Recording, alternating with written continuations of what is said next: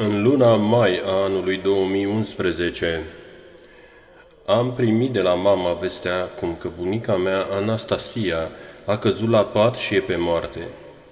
După investigațiile făcute, medicii au descoperit că boala de care suferă nu e altceva decât cancer intestinal în fază terminală. Din punct de vedere al medicinei, nu mai puteam face nimic pentru a-i salva viața. Doctorii ne-au zis că nu mai are de trăit decât 5 zile, în care urma să suporte durerile îngrozitoare ale unui trup care se descompune pe dinăuntru, încă viu fiind. Atunci primul meu gând a fost la Sfântul Efrem cel Nou. Mi-am amintit că după ce l-au chinuit păgânii în chip înfricoșător, l-au atârnat cu capul în jos de un copac, i-au înfipt în pântece o bucată de lemn aprins și astfel el s-a săvârșit, dobândind cununa muceniciei. Cine ar fi putut să înțeleagă mai bine chinurile pe care le îndura bunica, decât cel căruia i-au ars măruntaiele pe când el era încă în viață? Eu însămi, de fiecare dată când se întâmplă să am dureri în pântece, îl chem în rugăciune pe Sfântul Efrem cel Nou. Și făcând semnul crucii pe locul în care simt durerea, mă rog bunului Dumnezeu, dacă este voia Lui, să îndepărteze de la mine durerea aceasta pentru rugăciunile Sfântului Efrem. De obicei nu trece mai mult decât un sfert de oră până ce durerea încet dispare sau devine atât de ușor de suportat încât nu mă mai supără. Aflând despre starea în care se află bunica, am început să-l chem în gând pe Sfântul Efrem, grăindu-i prin rugăciuni simple și scurte, dar pline de nădejde. Cel mai trebuincios lucru pe care se cuvenea să-l facem pentru bunica, într-o astfel de împrejurare, era să o împărtășim cu Sfintele Taine, lucru care părea a fi cu neputință întrucât ea, chiar și atunci când ieșea din starea de inconștiență, nu putea să se miște, nici să vorbească, ci doar să clipească din ochi în semn de da sau nu.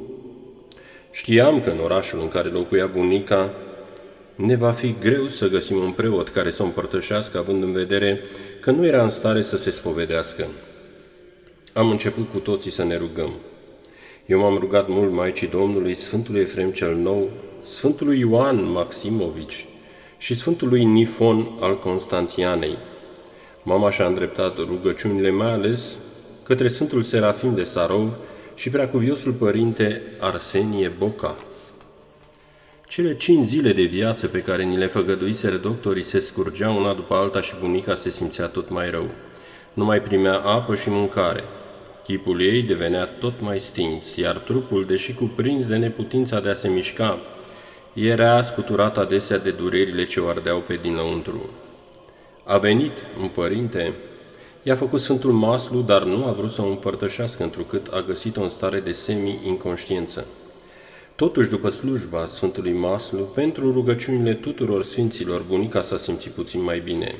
A început să primească mâncare, îi dădeam hrană și apă cu seringa, să recunoască oamenii, să răspundă prin clipire la întrebările ce îi se adresau. Pentru noi, cei din familie, aceasta a fost o minune cutremurătoare, care ne-a umplut inimile de nădejde. Cele 5 zile trecuseră, iar bunica, în loc să moară, se întorcea încet, încet la viață. A fost o minune a învierii. Atunci am înțeles cu toții că Dumnezeu i-a mai dat câteva zile pentru ca noi să reușim să o împărtășim. Pricepând acest lucru, mama a pornit cu grăbire în căutarea unui preot care ar fi primit să facă aceasta și Domnul i-a îndreptat pașii spre Biserica Sfântului Serafim de Sarov, unde a aflat un părinte care a și venit îndată, zicând el însuși că acesta e cel mai important lucru care este de trebuință să se facă pentru un creștin care e pe moarte, unirea cu Sfintele Taine, cu trupul și sângele lui Hristos. După ce s-a împărtășit, bunica a mai trăit încă 5 zile, vreme în care noi, cei din familie, am vegheat necontenit la capul ei, citindu-i felurite rugăciuni și acatiste. Dar cel mai mult s-au citit paraclisele Maicii Domnului și acatistul Sfântului Efrem cel Nou.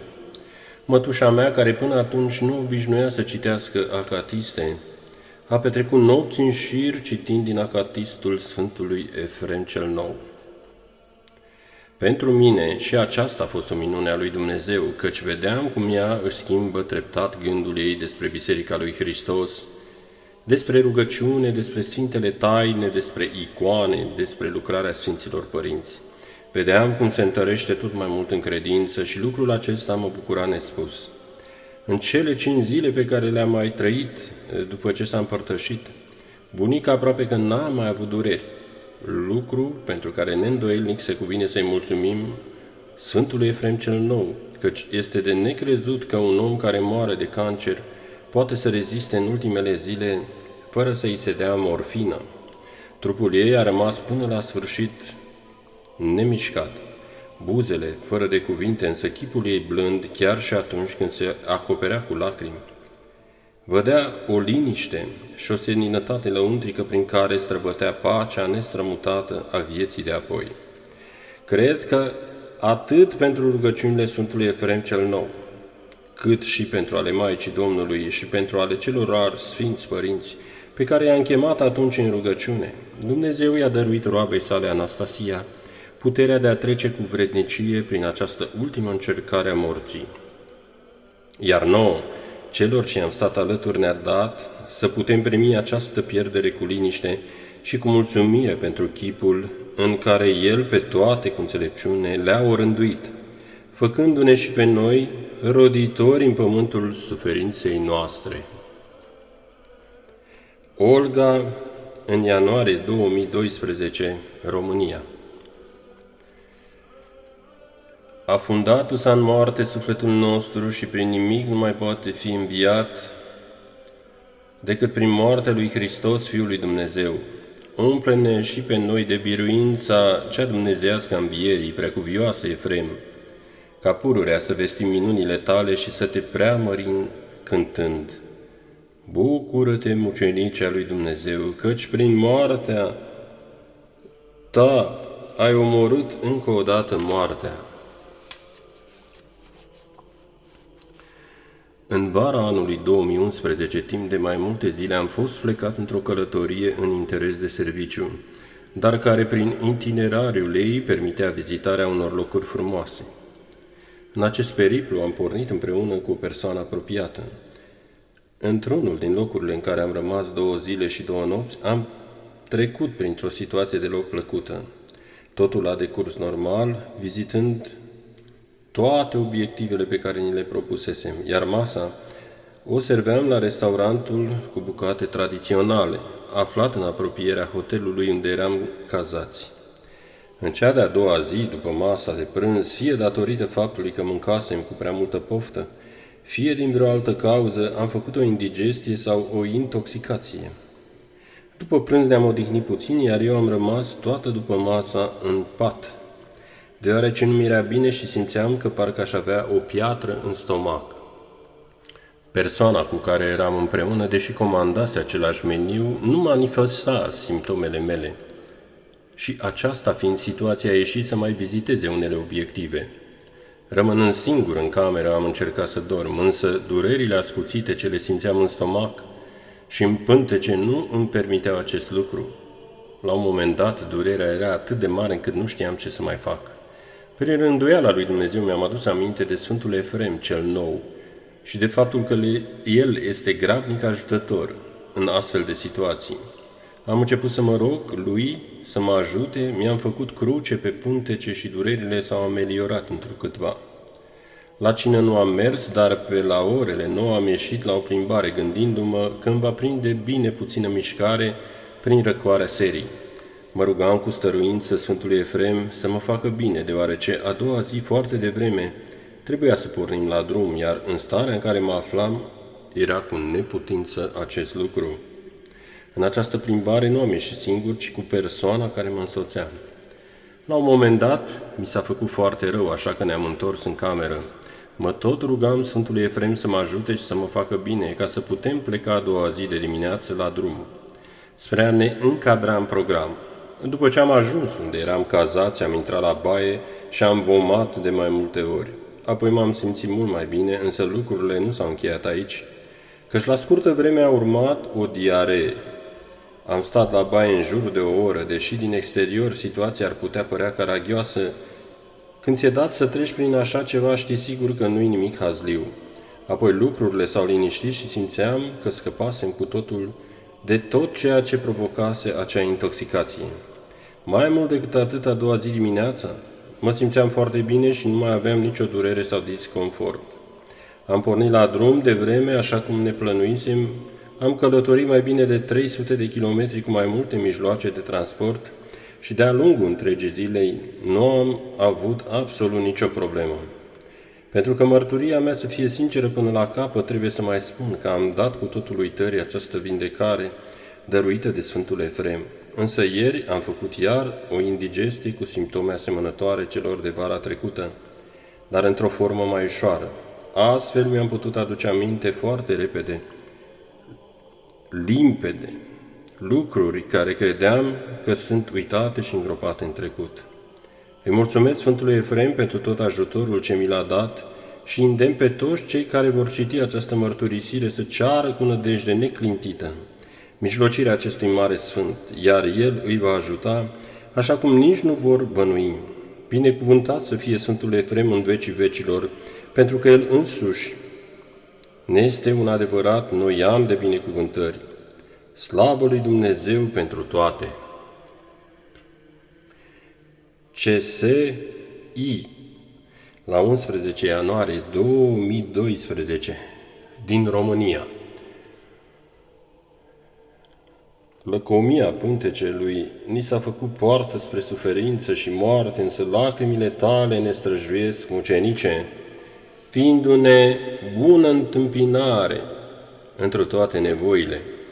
Ridică-ne, preacuvioase, din îndulcirea patimilor lumești, ca și noi cu îndrăznire să scântăm așa: Bucură-te, Sfinte Efrem, căci prin gustul aprig al muceniciei ai stins gustarea cea veche a strămoșilor.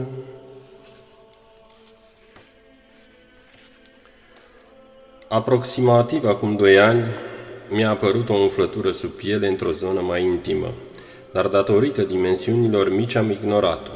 Cu timpul a mai crescut, dar am ignorat-o în continuare, fiind-mi rușine să merg la medic cu această problemă. Mă gândeam că va dispărea de la sine. Când însă a ajuns destul de mare, am mers la părintele duhovnic, întrebându-l dacă e mândrie faptul că aș prefera să nu merg la medic, ci aș putea să mă dau cu un de lemn de la vreun sfânt. Mi-a spus că pot încerca lucrul acesta dacă doresc, însă nu cu un de lemn de la sfinți, ci de la Sfântul Maslu. Bucurându-mă în sinea mea că am scăpat ușor, am început tratamentul. Aceasta se întâmpla acum vreo 2 luni, niciun rezultat însă. Am așteptat și iarăși am așteptat, însă umflătura creștea în ritmul ei încet, dar sigur. Acum 5 zile m-am tot gândit la lucrul acesta și prin minte mi-au trecut 2 gânduri, opuse ca și orientare, ca să zic așa. Primul era că nu este bine să-L ispitim pe Dumnezeu cu minuni cât timp soluția o putem găsi noi, sau măcar putem încerca să o găsim, adică un fel de să nu ispitești pe Domnul Dumnezeul tău. Pentru că Dumnezeu lucrează mai ales prin oameni, recurgând la minuni în cazuri mai rare pentru întărirea credinței sau când socotește El de cuvință.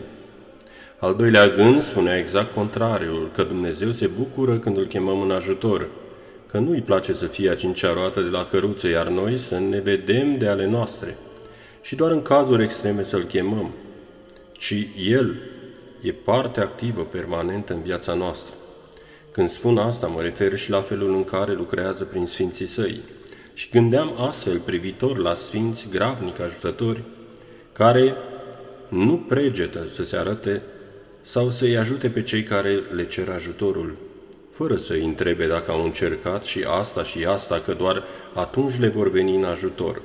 Ei vin din dragostea lor de oameni. Și un astfel de sfânt este și Sfântul Efrem, sau mai cu seamă Sfântul Efrem, cel care s-a arătat la mulțime mare de oameni, ori i-a ajutat, și aceasta într-un interval de timp destul de scurt de când s-a făcut cunoscut lumii. După cum ne învață experiența Bisericii, Sfinții nu sunt grabnici în a se arăta oamenilor, iar această trăsătură a Sfântului Efrem mă face să cred că el își dorește cu ardoare să ne ajute, după ce a stat ascuns 500 de ani sub pământ. Cât mă vei mai lăsa aici? Sunt, din câte știu, primele sale cuvinte adresate Maicii, care îl dezgropase parțial în anii 50 ai veacului trecut. Fusesem la Neamacri de 2 ori. Își știam viața și inima mea înclinat către cel de-al doilea gând. I-am spus că mi-e rușine de doctor, că îmi pare rău să-l rog, când știu că aș putea să merg la medic, dar că știu că vrea și poate să mă ajute imediat. Aceasta s-a petrecut luni sau marți. Nu apucasem să vorbesc cu duhovnicul însă. Mă dădeam în continuare cu un de lemn de la Sfântul Maslu. Marți seara deja a început să mă doară umflătura. Miercuri și mai tare, iar joi s-a spart, așa din senin. A ieșit puroiul. Sfinte Efrem, iartă-mă pentru mândria mea că te-am ispitit, deși puteam să merg la doctor. Mi-a fost rușine tare. După 2 ani știam că evoluția umflăturii era înceată. Nu avea capul acela pe unde să iasă puroiul și nu l-a avut până la sfârșit. A fost fără doar și poate o minune. Vă rog să nu mă considerați inconștient sau să mă judecați prea aspru, pentru că dacă situația s-ar fi agravat, m-aș fi dus până la urmă la medic. Ce vreau să transmit e că Dumnezeu prin Sfinții Săi se milostivește de noi în toate ale noastre și ne ascultă uneori și în prostioarele noastre. Și aceasta până în cele mai mici detalii, iar lucrul acesta este grozav. Dumnezeu este puternic a face prin Sfinții Săi minuni în faze terminale de cancer, cutremurând familii și vieți de oameni, ca un tată care ne apucă mâna din prăpastie, când noi ne mai ținem doar de un fir de iarbă, dar este atent și duios și la strigătele noastre de copilaj de 2 ani, care am căzut pe spate în iarbă și îl rugăm să ne ridice. A.T. la 14 ianuarie 2012 în România. Bunătate, fără de margini și ocrotire părintească, ni s-a făcut brațul tău cel puternic, Sfinte Efrem, dăruindu-ne tămăduire și călăuzindu-ne spre tărâmul înțelepciunii. Pentru aceea și noi cu bucurie și cu lacrimi de recunoștință îți mulțumim și te rugăm să temeluiești casa sufletului nostru pe piatra evangheliceștilor porunci.